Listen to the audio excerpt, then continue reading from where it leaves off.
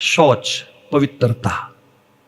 इस मामले में आप बुरा नहीं मानना, लेकिन मैं जरूर कहूंगा बहुत वृंदावन जाने वाले लोग, बहुत ठाकुर सेवा करने वाले लोगों के भी आचरण में हमने देखा पवित्रता नाम का स्पर्श नहीं है, पवित्रता नहीं है।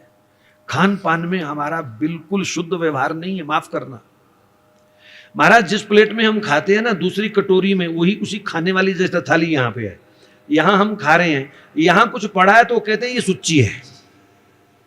ये कैसे सुच्ची हो गई? जिसमें तुम खा रहे हो अगर किसी बांटने वाले का उस थाली से स्पर्श हो जाता है तो हमारा शुद्ध वैष्णव सिद्धांत तो ये कहता है कि सारा का सारा भोजन जूठा माना जाएगा। आप जिस हाथ से खा रहे हो उस हाथ से कभी दूसरे अन्न का स्पर्श नहीं करना। होता क्या है तुम्हारे घरों में, सामने भोजन रख के आप बैठ जाते हो, रोटी सब्जी इसी से खा रहे हो, उसी से ले लेकर के फिर दोबारा अपने हाथ से परोस रहे हो।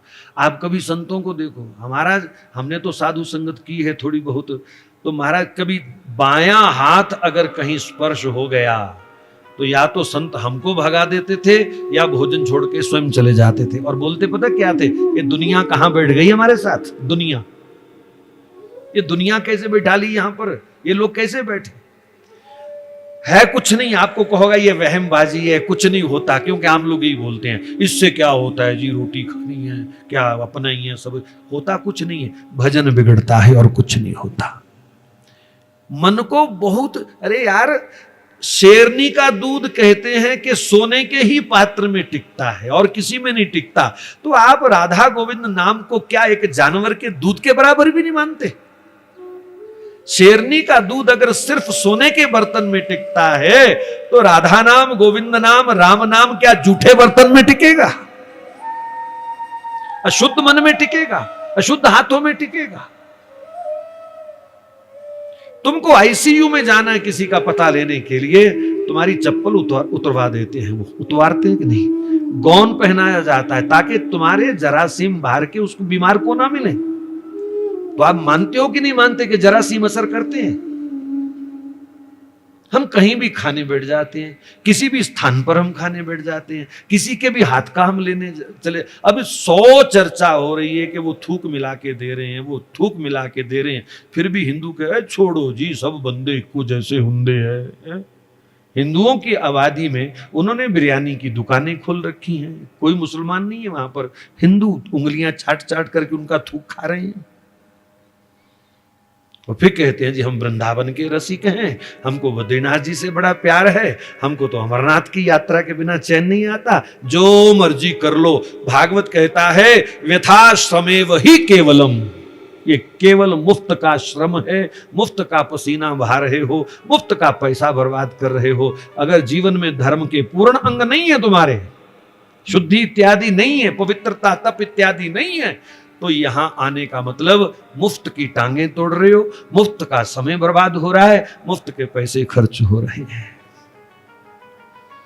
तो ये बातें सिर्फ उनके लिए, मैं हमेशा अपनी कथा में बोलता हूं, सारी कथा में बार बार ये बातें कहता हूं, ये बातें सिर्फ उनके लिए जिनको इसी जन्म में भगवत प्राप्ति करने की इच्छा है। बाकी जिनको नरक में जाना है जो मर्जी करो, इसके अलावा तो फिर नरक ही मिलने वाला है, कोई निकृष्ट योनि मिलने वाली है। और जरूरी नहीं अगली बार फिर वो मूछ लगा के भेजे, वो पूछ लगा के भी भेजता है। जरूरी नहीं है कि वो तुम्हें नाक लगा के भेजे, वो चोंच लगा के भी भेज सकता है। फिर जहां मर्जी काएं काएं करते रहना, जो मर्जी खाते रहना, कौन सुच्चा कौन झूठा फिर तुम्हें कोई ध्यान रखने की जरूरत। अब कुत्ते के सामने जो मर्जी डाल दो, वो ये छोड़ दे कि सुच्चा है कि झूठा है, उसको तो खाना है। वही हाल जानवरों जैसा हमारा हो रखा है। अब उस दिन हरिद्वार हम स्नान करने के लिए गए, ये चौधरी जी मेरे साथ थे, वो 2 देवियां आई कुत्ते को लेकर के उसको स्नान करा रही हैं, हरे तौलिए से उसको पोंछ रही हैं। मैंने कहा तेरा बेड़ा गर्क, यही तो आशीर्वाद निकलेगा। गंगा, लोग इतनी श्रद्धा से स्नान कर रहे हैं और वो कुत्ते को नहला करके उसका स्पेशल तौलिया निकाला, पहले उसको पोंछा, फिर अपना तौलिया निकाल के अपने आप को पहुंचा। मैंने कहा देखो कितना इसको दुख हो रहा है कि परमात्मा मुझे तूने औरत क्यों बनाया, मुझको भी ऐसे जैसी बनाता। जब एक जैसा व्यवहार तुमको चाहिए तो अगला जन्म निश्चित उसको फिर गंगा नहीं मिलेगी, तू ले आई उसको, तेरे को कोई नहीं लाएगा जब तू कुतिया बनेगी। तो क्या बोलूंगा, अभी एक गई नहीं थी दूसरी और आ गई। 6-7 इंच की निक्कर पहने हुए वो गंगा जी में उतरी और साथ में अपना वो लाडला टॉमी उसको घसीट रही है। सीढ़ियों पर पहले तो टॉमी जी ने सुसु किया और उसके बाद फिर उसने गंगा स्नान किया। कौन कर रहा है? सनातन धर्म का सत्यानाश मुसलमान कर रहा है, ईसाई कर रहा है, हिंदू स्वयं कर रहा है। जितना अपने धर्म का हम नाश स्वयं कर रहे हैं, विदेशी की हैसियत नहीं है, किसी दूसरे की पावर नहीं है कि हमारे धर्म को वो छू भी सके। ये इतना महान धर्म है, लेकिन अपनी थाली में हमने स्वयं छेद किया हुआ है। मेरी बातों से अगर आप सहमत हो तो कम से कम 1 साल में 10 लोग जरूर तैयार करना किस विचारधारा से कि हमने सुना था कुछ ऐसा। आपका कर्तव्य बनता है, धर्म ऐसे ही बचेगा। ये शुद्धि रखनी पड़ेगी, ये विचार शुद्ध, मन शुद्ध, कान शुद्ध, आंख शुद्ध रखनी पड़ेगी। नहीं तो फिर कलयुग तो मुंह खोले बैठा है, वो अपना ग्रास तुमको जगह जगह बनाएगा। बहुत जरूरी हो, इमरजेंसी हो तो बाहर खाइए, नहीं तो अपने घर का भोजन कीजिए। बाहर रोटी मिल जाएगी लेकिन प्रसाद होटल पर नहीं मिलेगा। प्रसाद तो ठाकुर जी को भोग लगाने के बाद ही प्राप्त हो सकता है। कहीं इमरजेंसी है तो आप लोगों को तो शायद कम सफर करना, हम तो हमारी तो हर हफ्ते ट्रांसफर होती है। हमारी पूरी टीम की हर हफ्ते ट्रांसफर हो जाती है, अगले स्टेशन पर हमको जाना है। लेकिन अगर नियम है तो ठाकुर जी निभाते हैं। अपना मन कमजोर हो तो कहीं भी गंदमंद खाने बैठ जाओ। एक बार पेंट्री में जाकर के देखा था उनका, ट्रेन में पहले हम समझते थे कि चलो साफ खाना देते हैं जी, ये वेजिटेरियन खाना दे। एक बार घूमते घूमते गए, वहां चाकू चल रहा था, तो उसके बाद नियम ले लिया। 10 साल बीत गए, शायद 15 साल। अब नहीं खाना है तो नहीं खाना, फिर क्या करना है? ठाकुर जी अपने यहाँ व्यवस्था करते हैं, कभी दिक्कत नहीं आई। 250, 300 लोगों को लेकर के हम लोग यात्रा पे गए, रास्ते में ठाकुर जी ने शुद्ध भोजन दिया कि नहीं दिया? बताओ, व्यवस्था हुई कि नहीं हुई? अपरिचित लोगों ने भी व्यवस्था करी है। तो अपना मन अगर मजबूत है, मुझे तो महापुरुषों की एक बात याद आती है, अपना चरित्र अगर उत्तम है तो इंसान क्या, प्रकृति का प्रत्येक जीव तुम्हारा सहायक बनेगा। अपना चरित्र अगर उत्तम है। पेशाब करके हाथ धोने की आदत नहीं है, रोटी खा करके कुल्ला करने की आदत नहीं है, हाथ धोने की आदत नहीं है। कहां से भजन करोगे प्यारे, कहां से?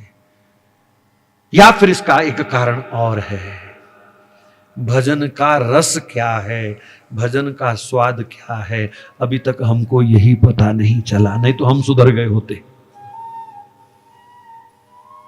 वो जो करंट लगता है, वो जो अंदर गुदगुदी होती है ठाकुर जी का नाम लेते लेते, अगर वो होने लग जाए ना तो ये विकार अपने आप छूट जाएंगे, ये कमियां अपने आप दूर हो जाएंगी।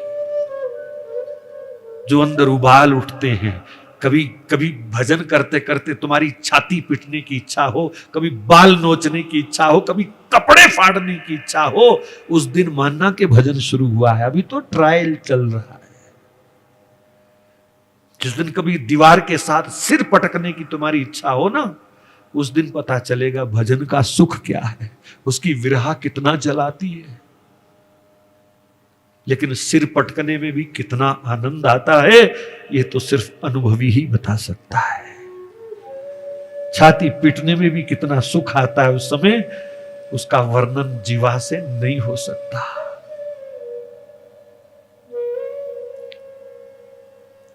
चीखे मारने में कितनी मस्ती आती है, ये जब उस स्थिति में, उस स्टेज में कोई पहुंचेगा, वही उस सुख का मजा ले पाएगा।